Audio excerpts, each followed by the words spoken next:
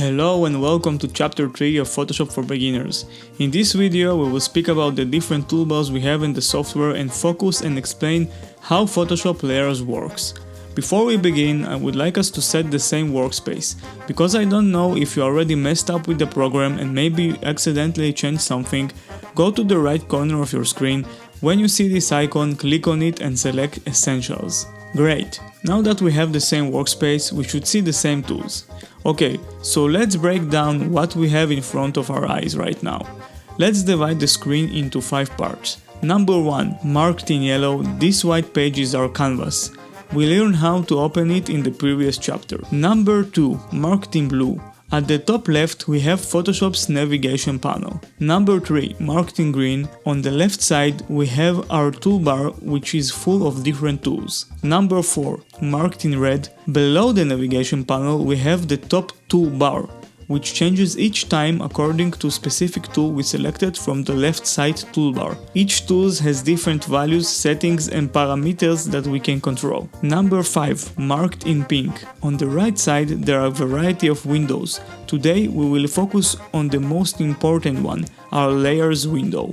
So it's very important to understand that Photoshop is a layered based software. Think of Photoshop like a stacks of transparent sheets. Each sheet is a layer where you can add different parts of your picture. For an example, one layer can have the background, another layer can have your main subject, and another for text. Layers help you work on each part separately. You can move them around, change colors, and hide or show them. It's like building your picture one transparent sheet at a time, giving you lots of control. Now let's see how it works in the software itself. Yeah, so usually when you open a new document, you will see in the layer section only the background layer, right? So for example, let me show you how the layers window works. Let's go to our toolbar right here and select the rectangular tool. Now I can press on the color picker and choose any color. Let's choose red for the example, right? So now when I choose the color red and I have the rectangular tool selected, I will just click on my canvas here and drag my mouse.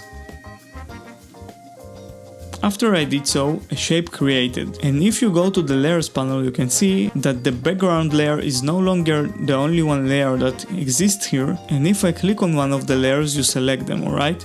So let's select again the rectangular layer and go to the move tool. And now when the rectangular layer is selected, I can click on it and move it.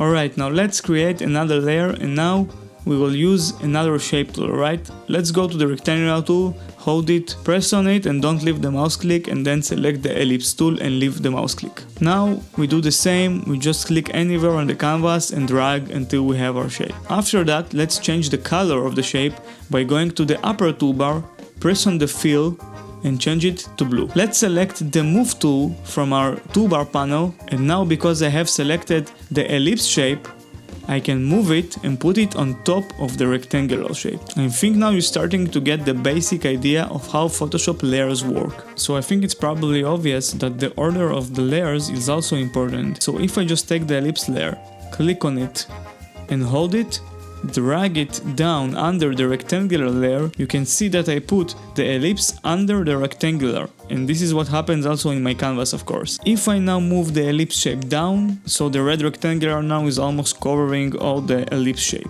I know right now maybe it can seem a bit boring to you to understand the layer system, but it's very important to learn it perfectly, because when you work on big projects in Photoshop you have many layers, and when you have a full control and knowledge about the layer system, you will have a fast and efficient workflow. Alright, now let's use the brush tool. First of all, I want to hide the layers of the rectangle and the ellipse shape. So in the layers panel you can see an icon of an eye. If I press it, the layer disappears. But it's not deleted, it's still here. If I press it again, the layer shows. So for now, let's just hide them.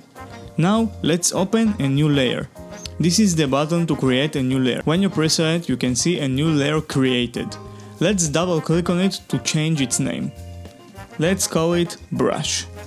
It's very important to give names to your layers, because when you work on big projects, organization is very important. So now let's go to our tools panel and select the brush tool. The first thing I want to do is to look at my upper toolbar settings. Here I have many settings for the brush. I can change the size of the brush by clicking here and then scrolling down or up. I can change the opacity of the brush here.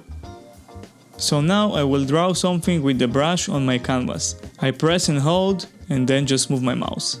Like that. Now let's change the color of the brush. I click here on my toolbar, use the color picker to choose the color blue.